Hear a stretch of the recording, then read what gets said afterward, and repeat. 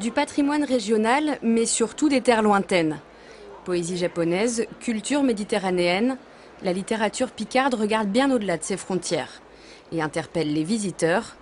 Pour présenter un ouvrage sur l'Algérie, un dessinateur initié à la calligraphie arabe. Vous savez que ça s'écrit de droite à gauche? Je sais que de droite à gauche, oui, je sais.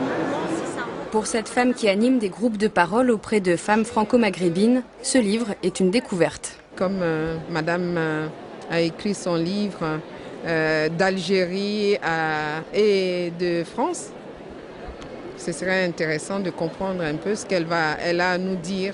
L'édition Picarde, c'est à peine 25 emplois, une goutte d'eau dans le monde du livre, mais une production très diversifiée.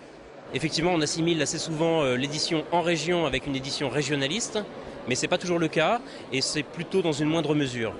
On a effectivement, donc, comme je l'ai dit, des éditeurs qui font de la poésie, d'autres de la littérature générale, d'autres de la jeunesse, d'autres des sciences humaines et du régionalisme. Mais ça n'en est finalement qu'une très petite partie. Lucia Jalba a écrit Poussière d'Est, une histoire d'amour sur fond d'identité européenne. Elle représente à la fois la Picardie et son pays d'origine, la Roumanie, invitée d'honneur du salon. En Roumanie actuellement, du point de vue artistique et culturel, il se passe des choses très intéressantes. On le voit dans le cinéma, mais également dans la littérature. Il y a une nouvelle vague très intéressante.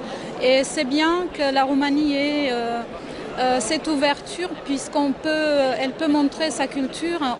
Le salon du livre est ouvert au public tout le week-end, porte de Versailles à Paris.